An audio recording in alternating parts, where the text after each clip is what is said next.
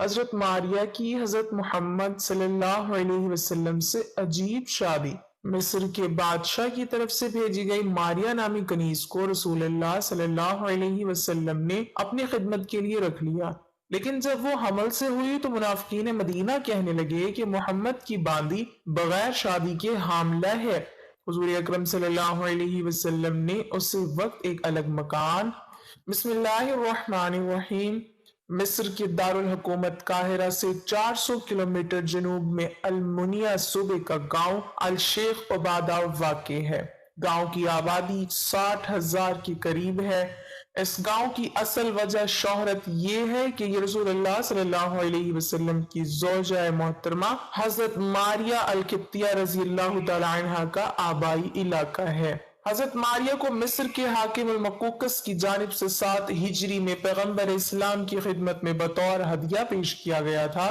آپ کا پورا نام ماریہ بنت شمعون ہے۔ ان کے بطن سے رسول اللہ صلی اللہ علیہ وسلم کی تیسرے بیٹے ابراہیم کی پیدائش ہوئی، جو بچپن ہی میں وفات پا گئے تھے۔ رسول اللہ صلی اللہ علیہ وسلم نے حضرت حاطب بن ابو بلتہ رضی اللہ تعالی عنہ کے ذریعے مصر کے حاکم مقوقس کو ایک خط ارسال کیا جس میں اسے اسلام کی دعوت دی گئی تھی۔ المقوقس نے بھی جوابی تحریر پیغمبر اسلام کو ارسال کی اور ساتھ ہی 2 باندیاں، 4250 گرام سونا اور 20 عدد قیمتی کپڑے بطور ہدیہ ساتھ بھیجے۔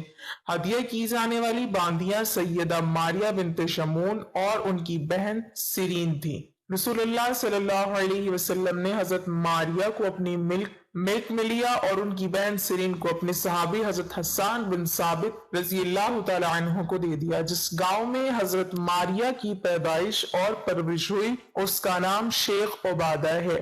یہ گاؤں صحابی رسول حضرت عبادہ بن صامت رضی اللہ تعالی عنہ کے نام سے منسوب ہے۔ حضرت ماریہ کے گھر اور ان کے نام سے ایک مسجد کی باقیات کے آثار ابھی تک گاؤں میں پائے جاتے ہیں۔ طوان الجبل کے علاقے میں سیاحت کی سرگرمیوں سے متعلق دفتر کے ڈائریکٹر فرج عبدالعزیز کا کہنا ہے کہ اس گاؤں کا اصل نام بسا تھا، جو فرعونی زمانے کے ایک معبود کا نام ہے۔ اس کے بعد یہاں ہیبنو آتی کے نام سے ایک شہر بسایا گیا۔ اس گاؤں میں فرعونی، زومی، قبطی اور اسلامی آثاریات پائے جاتے ہیں۔ فرج کے مطابق اس گاؤں کے دیگر نام بھی پڑے جن میں اینٹینیو پولیس اور ہیفن شامل ہے۔ تاریخی ذرائع کے مطابق صحابی رسول حضرت عمرو بن عاص رضی اللہ تعالی عنہ نے مصر پہنچ کر اس کو فتح کیا۔ اس فوج میں حضرت عبادہ بن صامت رضی اللہ تعالی عنہ بھی شامل تھے، جن کی قیادت میں ایک دستے کو بقیہ علاقے فتح کرنے کے لیے روانہ کیا گیا۔ حضرت عبادہ جب مذکورہ گاؤں پہنچے تو انہیں بتایا گیا کہ یہ وہی علاقہ ہے جہاں سے رسول اللہ صلی اللہ علیہ وسلم کی زوجہ ماریہ قبطیہ آئی تھیں۔ حضرت عبادہ نے یہاں ٹھہرنے کا فیصلہ کیا اور جس جگہ حضرت ماریہ کا گھرانہ رہتا تھا وہاں ایک مسجد بنا دی، جو اس علاقے میں پہلی مسجد تھی۔ حضرت عبادہ رضی اللہ تعالی عنہ نے اس جگہ کو اپنا مرکزی جائے قیام بنایا، جس کے بعد گاؤں کا نام قریہ شیخ عبادہ پڑ گیا۔ ام المومنین ماریہ قبطیہ رضی اللہ تعالی عنہ ام المومنین حضرت ماریہ قبطیہ رضی اللہ تعالی عنہ کی ازدواجی حیثیت کے متعلق بعض غیر محتاط مسلم مورخین نے نادانستہ اور غیر مسلم مورخین نے دانستہ یہ تاثر دینے کی کوشش کی ہے کہ آپ حضرت صلی اللہ علیہ وسلم کی لونڈی اور کنیز تھیں اور آپ رضی اللہ تعالی عنہ کی حیثیت حضرت صلی اللہ علیہ وسلم کی دوسری ازواج مطہرات سے کم تر تھی۔ تحقیق سے معلوم ہوتا ہے کہ آپ رضی اللہ تعالی عنہ کی حیثیت ایک کنیز کی ہرگز نہ تھی، بلکہ حضرت صلی اللہ علیہ وسلم نے آپ رضی اللہ تعالی عنہ سے باقاعدہ نکاح فرما کر آپ رضی اللہ تعالی عنہ کو ازواج مطہرات میں شامل فرمایا تھا۔ حضرت صلی اللہ علیہ وسلم نے جب شاہان عرب و عجم کو اسلام کی دعوت دی تو قبطی قوم کے عظیم رہنما مقوقس والے مصر کو بھی ایک خط لکھا۔ مقوقس نے حضور صلی اللہ علیہ وسلم کے خط کا بہت احترام کیا اور خیر سگالی کے طور پر خط کے جواب کے ساتھ قبطی قوم کی اعلی نسل کی 2 لڑکیاں بھی تحفتاً بھجوائیں۔ ایک ان میں سے حضرت ماریہ رضی اللہ تعالی عنہ تھی، جن کو حضرت صلی اللہ علیہ وسلم کی زوجیت کا شرف حاصل ہوا۔ حضرت ماریہ کے بطن سے حضور صلی اللہ علیہ وسلم کے فرزند ابراہیم علیہ السلام پیدا ہوئے جو کم سنی میں ہی وفات پا گئے۔ پھر چونکہ حضرت ماریہ رضی اللہ تعالی عنہا کسی جنگ میں اسیر ہو کر نہیں آئی تھی، اس لیے ان کی آزاد حیثیت برقرار تھی اور وہ ملک یمین قرار نہیں پا سکتی تھی۔ یہ قطعی طور پر ثابت ہے کہ حضرت صلی اللہ علیہ وسلم نے حضرت ماریہ رضی اللہ تعالی عنہا سے شروع سے ہی پردہ کروایا، اور یہ امر مسلمہ فقہی مسئلہ ہے کہ پردہ صرف آزاد عورت ہی کر سکتی ہے۔ پھر مقوقس والی مصر نے حضرت صلی اللہ علیہ وسلم کے مکتوب گرامی کے جواب میں لکھا تھا کہ میں آپ کی خدمت میں 2 لڑکیاں بھجوا رہا ہوں جنہیں قبطی قوم میں بڑا درجہ حاصل ہے۔ گویا اس نے حضور صلی اللہ علیہ وسلم کی تکریم کے اظہار کے طور پر انتہائی اعلیٰ خاندان کی لڑکیوں کا انتخاب کر کے بھجوایا تھا، نہ کہ غلاموں کی مارکیٹ سے خرید کر۔ حضرت ماریہ کے بطن سے حضرت صلی اللہ علیہ وسلم کے جو فرزند پیدا ہوئے وہ بڑے عظیم المرتبت تھے۔ ان کی وفات پر حضرت صلی اللہ علیہ وسلم نے فرمایا کہ اگر ابراہیم زندہ رہتا تو ایک صدیق نبی ہوتا۔ اس جلیل القدر بچے کا نسب کسی طور پر بھی داغدار ہونا سنت الہی کے خلاف ہے۔ انبیاء حسباً نسباً اعلیٰ خاندانوں میں پیدا ہوتے ہیں تا دشمن ان پر اس طور کا طعن نہ کر سکے۔ عربی زبان میں ایک کنیز کو حبالہ عقد میں لانے کے لیے تزوج کا لفظ استعمال نہیں ہوتا۔ تزوج باقاعدہ نکاح کو کہتے ہیں جو ہمیشہ آزاد عورت سے ہوتا ہے۔ حضرت صفیہ رضی اللہ تعالی عنہ کے متعلق حدیث میں آتا ہے، یعنی حضرت صلی اللہ علیہ وسلم نے حضرت صفیہ رضی اللہ تعالی عنہ کو آزاد کر کے آپ سے باقاعدہ شادی کر لی۔ اسی قسم کے الفاظ حضرت ماریہ رضی اللہ تعالی عنہ کے متعلق بھی آتے ہیں۔ چنانچہ یہ بھی لکھا ہے کہ پھر حضرت صلی اللہ علیہ وسلم نے ماریہ بنت شمون سے باقاعدہ شادی کر لی، جسے اسکندریہ کے والی مقوقس نے رسول اللہ صلی اللہ علیہ وسلم کی خدمت میں ہدیتاً بھیجا تھا۔ اس مضمون میں بعض شبہات کا ازالہ بھی کیا گیا ہے۔ مثلاً کتب آثار و سیر میں مذکور ہے کہ جب حضرت ابراہیم علیہ السلام پیدا ہوئے تو رسول اللہ صلی اللہ علیہ وسلم نے فرمایا کہ ماریہ کو اس کے بیٹے نے آزاد کر دیا۔ اسی طرح حدیث بیان کی جاتی ہے کہ جب کسی کنیز کے ہاں اس کے مالک سے کوئی بچہ پیدا ہوتا ہے تو وہ اپنے مالک کی وفات کے بعد آزاد ہو جاتی ہے۔ ان ہر 2 روایات پر قاضی ابن رشد قرطبی تنقید کرتے ہیں کہ مذکورہ دونوں احادیث محدثین کے نزدیک ثابت نہیں۔ بعض مورخین کو لفظ جاریہ سے دھوکہ لگا ہے کہ یہ لفظ صرف لونڈیوں کے لیے استعمال ہوتا ہے، یہ بات صحیح نہیں ہے۔ حضرت عائشہ رضی اللہ تعالی عنہ اپنے متعلق واقعہ افق کے ذکر میں جاریہ کا لفظ استعمال فرماتی ہے۔ بعض مسلمان مورخین کو ماریہ نام سے بھی غلط فہمی ہوئی ہے، کیونکہ حضرت ماریہ قبطیہ رضی اللہ تعالی عنہ کے علاوہ ماریہ نام کی 2 خادمائیں حضرت صلی اللہ علیہ وسلم کی خدمت گزاری میں رہتی تھیں۔ ایک ماریہ جو جاریہ النبی کہلاتی تھی، ان کی کنیت ام رباب تھی، اور دوسری خادمت النبی کہلاتی تھی۔ یہ مسنہ بن صالح بن مہران عمرو بن حریث کی دادی تھی۔ ان دونوں خادماؤں کے حضرت ماریہ کے ہم نام ہونے کی وجہ سے واقعات میں التباس پیدا ہو گیا۔ دوسرا خط نجاشی شاہ حبشہ کے نام تھا۔ نبی اکرم صلی اللہ علیہ وسلم کے دور میں حبشہ ایک سرسبز و شاداب اور خوشحال ملک تھا۔ یہاں کا حکمران اور یہاں کے عوام مالی لحاظ سے بھی خوشحال تھے، اور امن و امان کی صورتحال بھی دیگر ملکوں کی بنسبت بہت بہتر تھی۔ حبشہ کا حکمران عادل اور نیک دل تھا، اسی لیے نبی اکرم صلی اللہ علیہ وسلم نے نبوت کے 5ویں سال اپنے صحابہ کو حکم دیا تھا کہ وہ مکہ کو چھوڑ کر حبشہ کی جانب ہجرت کر جائیں۔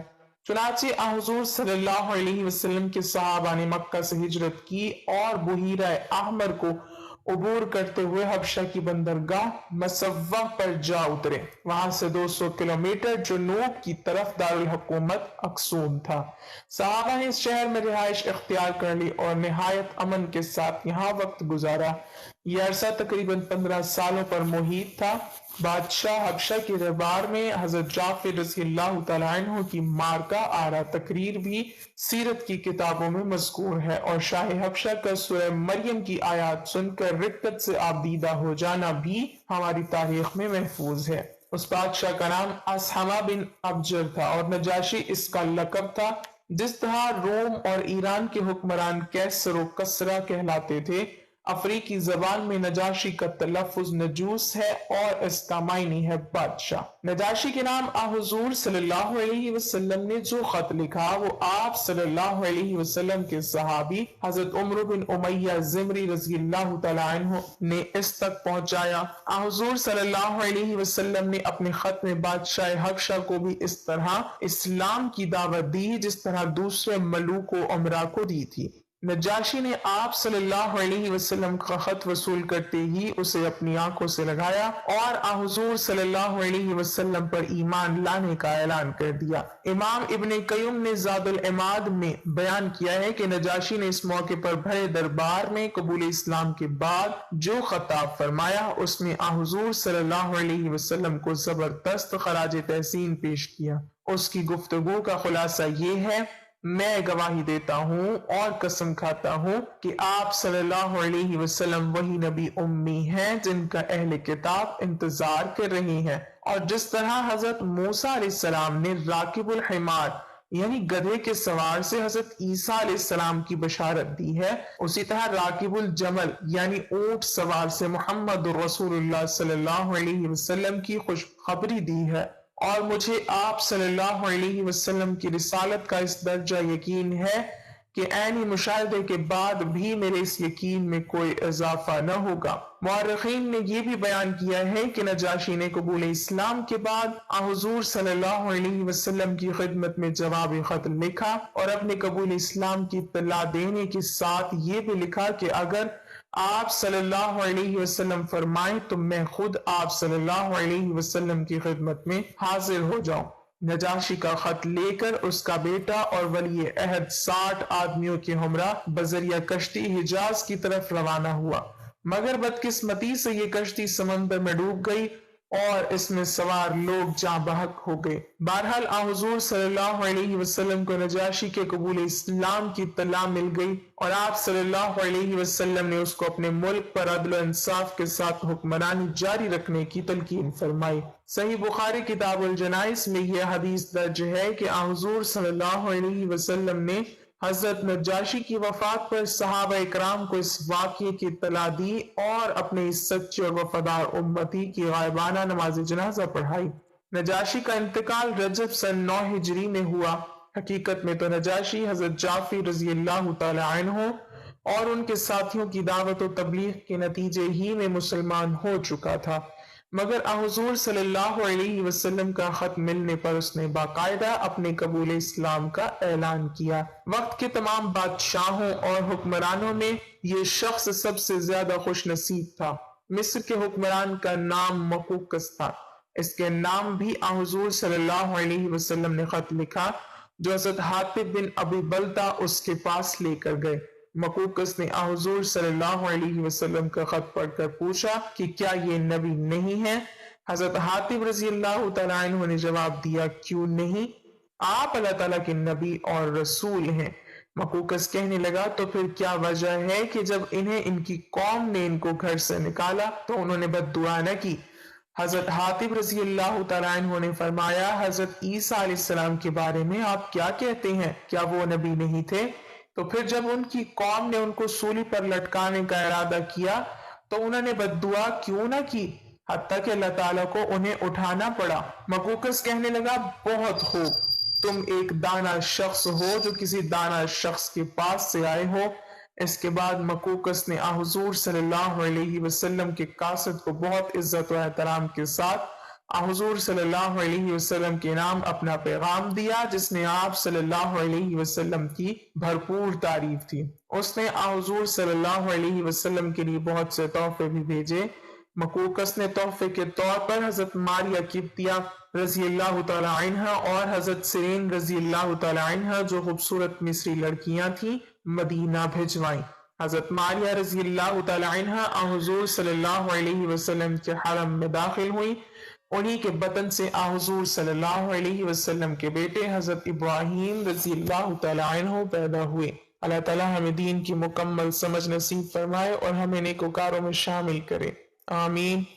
नाजरीन, कमेंट बॉक्स में अल्लाह ताला के 99 नामों में से एक नाम जरूर टाइप करें।